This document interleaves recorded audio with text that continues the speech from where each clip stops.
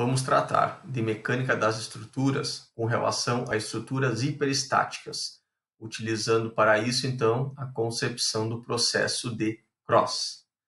Primeiramente, é importante a gente salientar que o processo de Cross não é o método de Cross.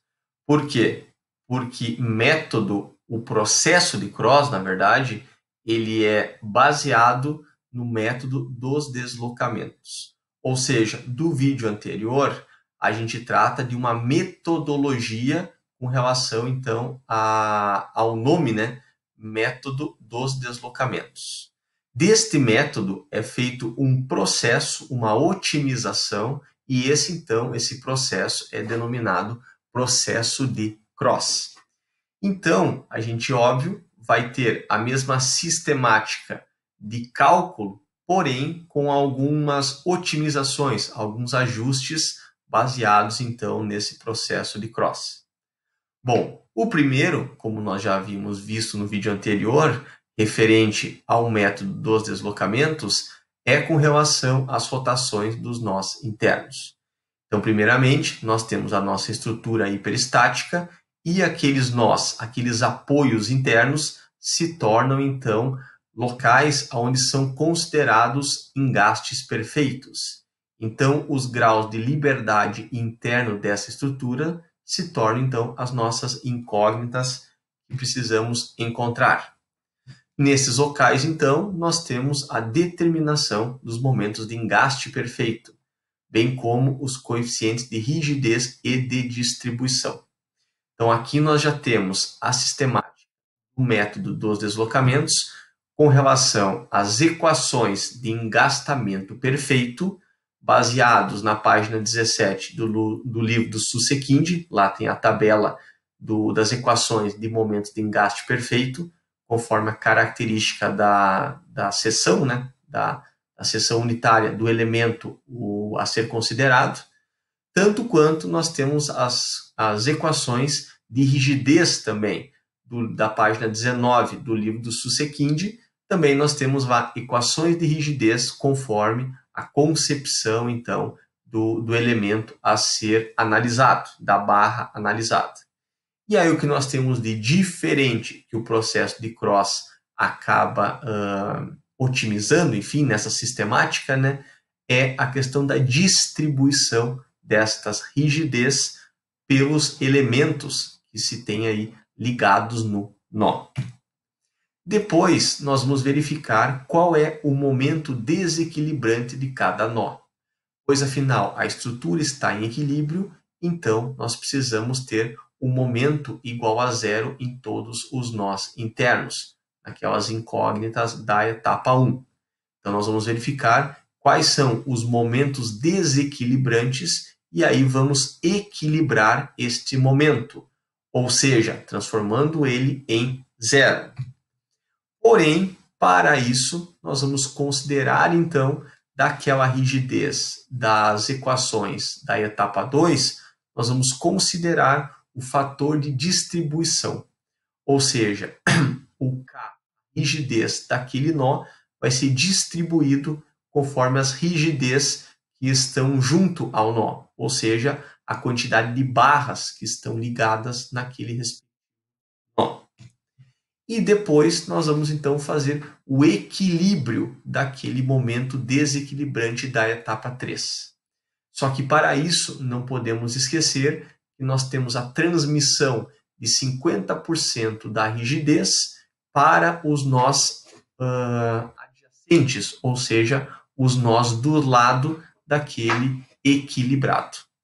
E aí, baseado nisso, então, nós temos um processo interativo de Cross, que nada mais é do que repetir a etapa 4 e 5, ou seja, com o fator de distribuição, fazer o equilíbrio do nó, que está em desequilíbrio, que não é o somatório igual a zero, né? E isso é feito itinerantemente até que se tenham valores desprezíveis nos nós internos. Ou seja, os valores serão iguais a zero ou serão tendendo a zero. Estarão, então, próximos a zero, dentro de um limite ou de uma precisão adequada que a gente julgar. Geralmente, a precisão de 0,01 kN vezes metro. Bom, e por final, os momentos finais serão o somatório de todos aqueles momentos de engaste perfeito e também dos momentos equilibrantes que se tem neste processo interativo, até chegar num somatório semelhante ou igual a zero. Bom, pode ter ficado um pouco confuso, mas na aplicação e na sistematização desse processo por meio de uma tabela, que eu sugiro ser composta, se torna muito mais fácil e se torna muito mais didático esse processo de cross. Bom, então nós temos uma estrutura, se vocês verificarem, é um conjunto de vigas, estas vigas sendo planas, e nós temos uma carga distribuída de 6 kN por metro de A até B. Cada vão de A, B, C, D e E tem 4 metros e a gente percebe que há engaste nos pontos A, E e D, bem como um apoio duplo no ponto B. Ou seja, uma estrutura hiperestática, uma estrutura em que nós temos uma quantidade de restrição maior do que aquelas mínimas para a estaticidade desta estrutura. Bom, como vamos começar então o cálculo? Primeiramente, verificando se os nossos elementos têm a mesma rigidez. E sim, há a mesma rigidez em todos os elementos, ou seja, todas as barras AB, BC até os nós extremos D e E, todas as barras são compostas pelo mesmo material, ou seja, o mesmo modo de elasticidade e também a mesma seção transversal, ou seja, o mesmo momento de inércia. Então, dessa forma, considerando todas as barras como uniformes. E se elas não fossem uniformes? Se elas não fossem uniformes, nós teríamos que verificar qual é o fator de estrutura, o fator de homogeneização, digamos assim, ou até, melhor dizendo, o fator estrutural que nós teremos das barras, né? Os coeficientes estruturais, na verdade, melhor dizendo, o coeficiente estrutural para que estivesse uma homogeneidade de todos os elementos. Ou seja, o elemento de 4 metros, se a rigidez fosse diferente aos demais, ele seria considerado na análise com uma distância maior ou menor do que 4 metros, dependendo da rigidez característica em comparação com as demais da estrutura. Bom, então, para nós montarmos a tabela do processo de cross, primeiro, nós vamos verificar e vamos elencar os nós da estrutura. Só que para isso, olhando a estrutura como um todo, nós verificamos que o grau de liberdade interno dela, os nós internos, é o nó B, ou apoio B, e o ponto C. Opa, então nós temos um grau de liberdade igual a 2. Isso quer dizer que na distribuição dos nós, na consideração dos nós, nós consideramos primeiro os nós internos. Antes mesmo de considerar os nós internos, nós vamos considerar o nó interno e também aquele nó que tem uma maior quantidade de elementos vinculados a ele. Então, peraí, se nós temos nós internos, o nó B e o nó C, nós vamos considerar na ordem primeiro o nó C e depois o nó B. Então, primeiro o nó com mais vínculos a ele, mais barras conectadas a ele sendo interno, né? E depois nós consideramos o nó B e assim os restantes, que aí não importa a ordem, porque todos têm a mesma característica. Bom, se vocês notarem, há um asterisco também em conjunto com o nó C e o nó B. Eu prefiro colocar esse asterisco, pois aí eu sei que está vinculado com aqueles graus de liberdade. Ou seja, eu tenho 2 graus de liberdade interno, então eu tenho os 2 asteriscos mostrando quais são esses 2 pontos que consideram de nós internos. A segunda etapa, como a gente já tinha visto do método dos deslocamentos, analisar as estruturas de forma individual, considerando naqueles nós internos momento de engaste perfeito. Bom, se eu vou analisar as seções de forma isolada, então a gente vai elencar aqui, nós vamos acabar colocando aqui então as seções referentes a cada nó. Isso quer dizer que no meu nó C eu tenho uma seção CB, uma seção CD e uma seção CE. Ou seja, 3 elementos ligados nesse nó interno. Por isso que ele está aqui no início da tabela.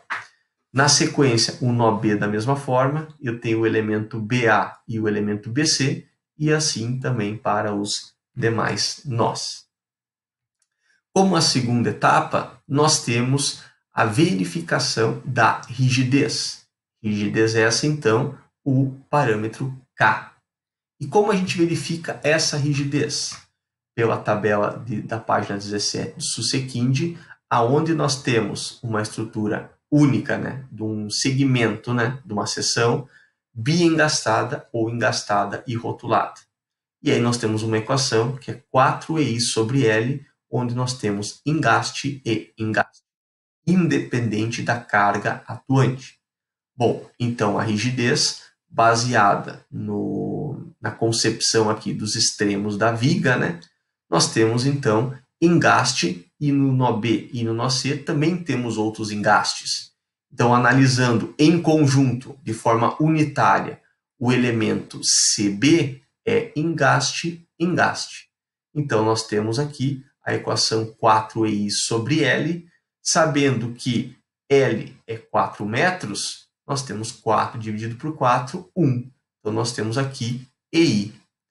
As demais parcelas dos nós internos também, quando considerado, por exemplo, o nó B, segmento BA, o B tem a rótula perfeita, então é rótula, rótula. Então é biengastado, a mesma equação, o mesmo vão, logo temos também aí EI como o meu parâmetro K de rigidez. Depois nós temos algo diferente dessa otimização do processo de Cross, que é então a distribuição das rigidez em cada nó. Como assim? Quer dizer que cada barra ela é distribuída a rigidez do nó proporcionalmente para cada rigidez de cada barra. Mas como assim? Vamos entender o seguinte. Considerando o nó C, na barra CB, qual é a rigidez total do meu nó C? Se eu olhar o meu nó C, é EI, EI, EI. Sabendo que I é constante, então posso dizer que EI é igual a 1. Se eu tenho 1 mais 1 mais 1, a rigidez total do meu nó C é 3. E aí a minha parcela respectiva distribuída CB é 1, porque aqui é 1 EI, né? 1 dividido por 3, logo 0,33. Então a distribuição dessa rigidez na seção CB, CD e CE se dará, então, de uma forma igualitária de 0,33. Por quê? Porque o meu nó tem uma rigidez total de 3 EI e cada parcela, cada barra tem 1 EI como rigidez. Então, sempre é 1 dividido por 3, 0,33 em cada barra dessas aqui do nó C. E o raciocínio vale também para o nó B, aonde a rigidez total do nó B é referente à barra BA e à barra BC. Então, eu tenho aqui EI da barra BA e EI da barra BC. Se o EI é igual a 1, logo, nós temos uma rigidez total de 2 nesse nó. E se BA é igual a 1 e BC também é igual a 1, logo, nós temos a distribuição de 0,5 para cada uma dessas barras. Tá, mas e se eu tivesse aqui uma rigidez de 2 e aqui 1? Ah, se eu tivesse uma rigidez de 2 e 1, eu teria a rigidez do nó B igual a 3 e a parcela respectiva a 2/3 em BA e 1/3 em BC. Tá? E é dessa forma, então, que a gente coloca uma nova linha nessa tabela, que é o fator de distribuição das rigidez. E depois, nós vamos trabalhar com a mesma sistemática do método dos deslocamentos do vídeo anterior com relação ao momento de engaste perfeito. Aonde eu tenho o momento de engaste perfeito?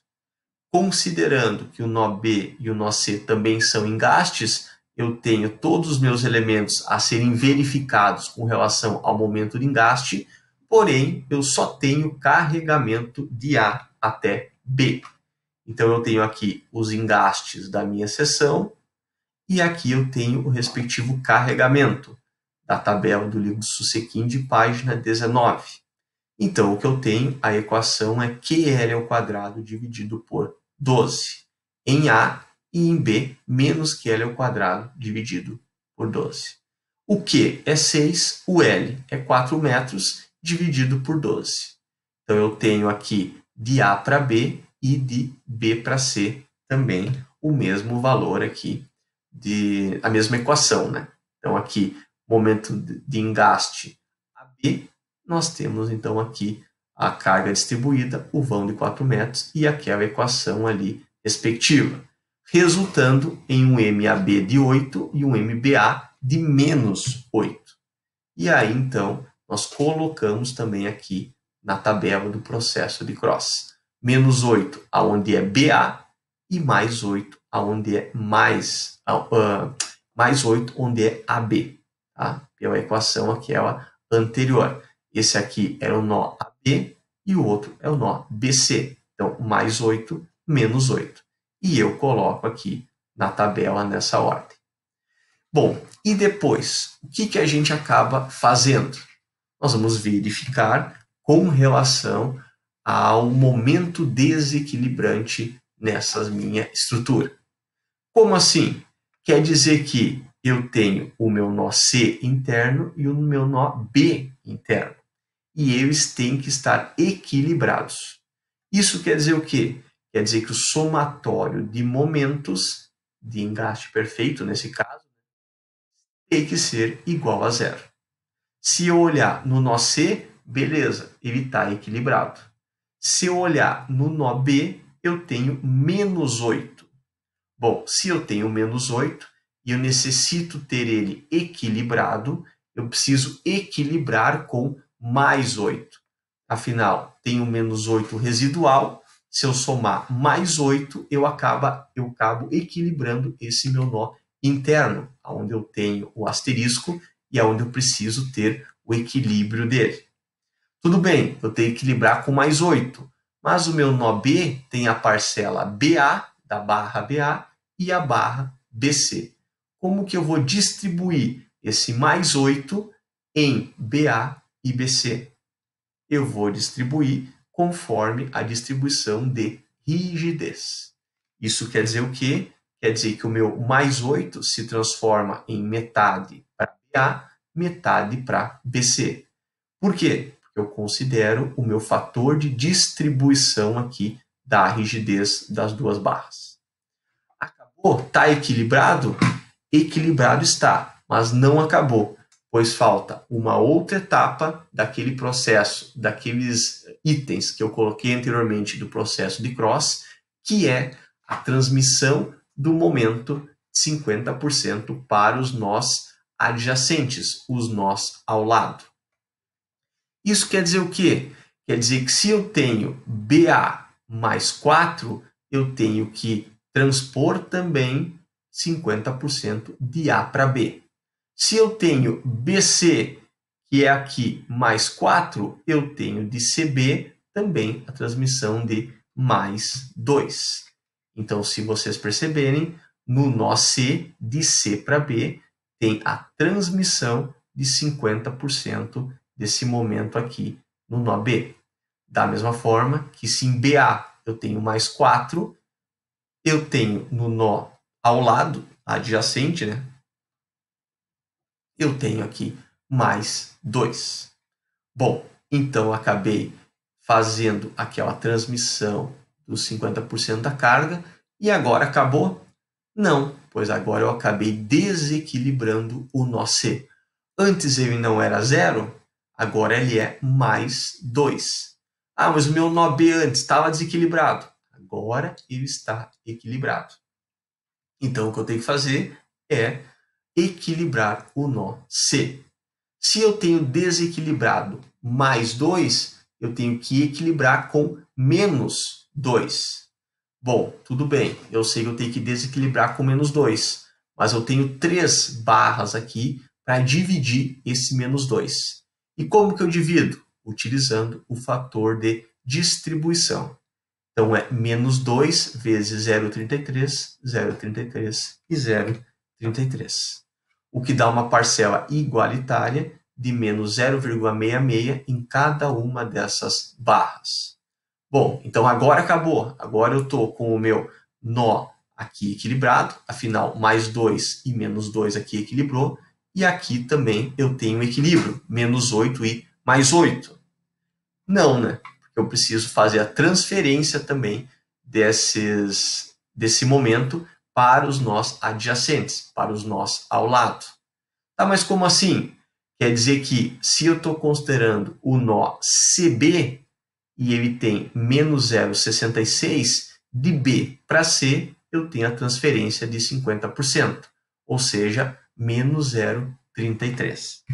E é dessa forma aqui, BC menos 0,33, só que eu considerando o nó C, eu ainda tenho a parcela de DC do nó C para D, DC, e também se em C para E eu tenho menos 0,66, passando 50% para o nó adjacente ou ao lado, nós também temos menos 0,33.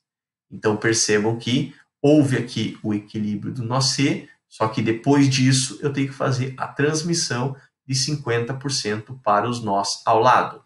Então, é só verificar aqui os menos 66 do nó C em relação a B, e de tal forma que de B para C, eu também tenho menos 0,33, a transmissão de 50%. Equilibrou aqui, agora aqui está em desequilíbrio. Desequilíbrio de quanto? Menos 0,33. Se é menos 0,33, eu equilibro com mais 0,33. Como que eu distribuo 0,33? 0,5 e 0,5. Então, eu tenho mais 0,16, mais 0,16. Equilibrei o nó B, porém, o que eu preciso fazer é utilizar o critério dos 50% para os nós ao lado.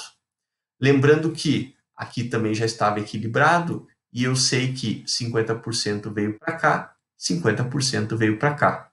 Desta forma aqui, o raciocínio é exatamente o mesmo. 50% para cá, 50% para cá. Bom, equilibrado este nó aqui, o que nós temos agora? Este nó aqui em desequilíbrio.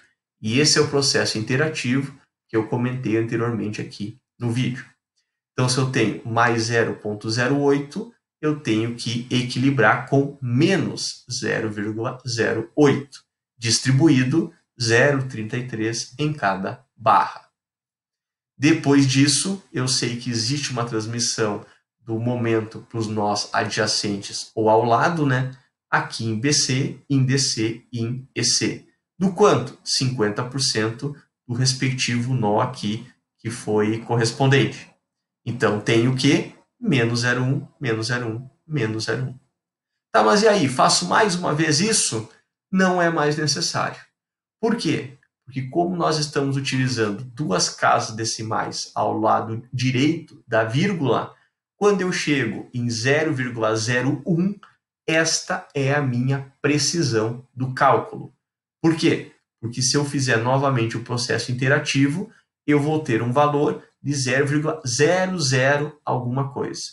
Então, esta é a precisão do cálculo, é nesse momento que a gente encerra o processo interativo. Tá, mas não fechou zero. Não fechou zero, mas ele tende a ser zero. E ele está dentro do da nossa casa decimal de precisão, ou seja, duas casas decimais depois da vírgula. Então, é 0,01. Então, o processo está fechado. Como que a gente encontra o momento em cada nó? Fazendo os respectivos somatórios aqui. Isso quer dizer o quê? Quer dizer que de C para B eu tenho um momento de 1,39.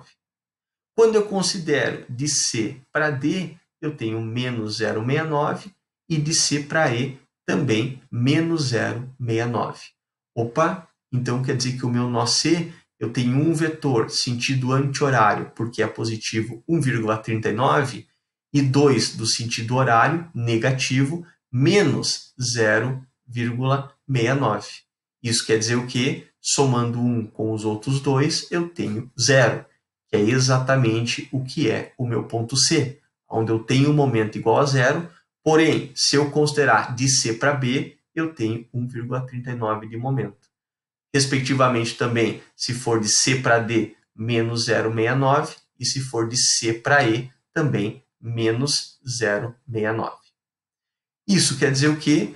Quer dizer que os meus momentos encontrados na minha planilha do processo de cross, eu consigo colocar como momentos aplicados na minha estrutura. E aí eu verifico que, considerando o nó B e o nó C, os vetores de momento à esquerda e à direita, eles se anulam. Isso quer dizer o quê? Não existe momento aplicado naquele apoio ou naquele nó, e é isso que a estrutura originalmente estava. Isso quer dizer o quê? Quer dizer que eu tenho dados adicionais às equações de equilíbrio para calcular as reações na minha estrutura hiperestática. Ou seja, eu posso cortar a minha estrutura olhando à direita ou à esquerda, eu sei qual é o momento fletor aplicado. E aí, sabendo o momento fletor aplicado, eu consigo ter uma equação de momento daquele ponto e nós vamos conseguir então resolver a estrutura hiperestática. Mas o que nos importa agora é verificar o diagrama de esforços internos com relação ao momento fletor. Por quê? Porque pelo momento fletor máximo e mínimo é feito o dimensionamento, por exemplo, dessas vigas. Se fossem consideradas como um concreto armado, eu faria o dimensionamento das minhas armaduras longitudinais pelos momentos fletores aplicados. Então, tanto quanto importante, ou até mais importante que as reações que eu tenho na minha estrutura, é compor o diagrama de esforços internos de momento. E é isso que faremos, então, por meio destes valores aqui, ao longo da estrutura e também nos momentos aplicados nos nós, a gente tem a condição completa de montar o diagrama de momento do fletor, que é o que está mostrado aqui, então, na tela.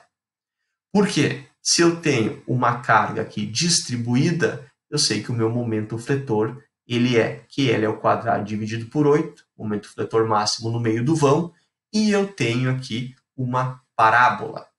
Ela começa em 0? Não. Ela começa em menos 10,1, pois é o momento aqui que temos aplicado no nó. E no nó B? Bom, no nó B, considerando de B para A, nós temos um momento de menos 3,84. Então, é o que está de momento aplicado no nó B à esquerda, então é o que nós estamos considerando aqui da parábola, considerando iniciando em menos 10,1 e indo até menos 3,89. E depois nós temos o momento 3,84, indo até 1,4 ou 1,39. Então nós temos a variação linear, aqui também entre eles, da mesma forma que nós temos a variação linear de C para D e de C para E. E aí somente considere então aqui os vetores de momento fletor aplicado depois dos nós. Então, a gente tem aqui a concepção do momento fletor, do diagrama de esforços internos com relação ao momento fletor. E, por meio desses valores, a gente faz o dimensionamento do aço, por exemplo, se no caso essa estrutura fosse de concreto armado. Então é dessa forma que a gente encerra a questão, utilizando então para cálculo, para fins de composição do diagrama de momento, a gente considera o processo de Cross baseado no método dos deslocamentos, mostrado com detalhes no vídeo anterior, e aí nós temos então essa concepção, essa otimização desse método para fins de obtenção dos meus momentos aplicados ao longo da estrutura. E por meio dos momentos aplicados ao longo da estrutura, eu consigo calcular as reações nos apoios e também fazer a composição dos diagramas de cortante e também de momento. Neste caso aqui, até pela questão do vídeo não ficar tão longo assim, foi composto somente o diagrama de esforços internos de momento. Se precisar compor o diagrama de cortante, aí se encontra as reações e se faz aqui o diagrama de cortante também, o que foi mostrado com mais detalhes no vídeo anterior. Então agradeço aí a atenção, se inscrevam no canal, ativa também as notificações e nos próximos vídeos aí vamos abordar também outros tipos de assunto referentes à engenharia civil e de segurança do trabalho. Até mais.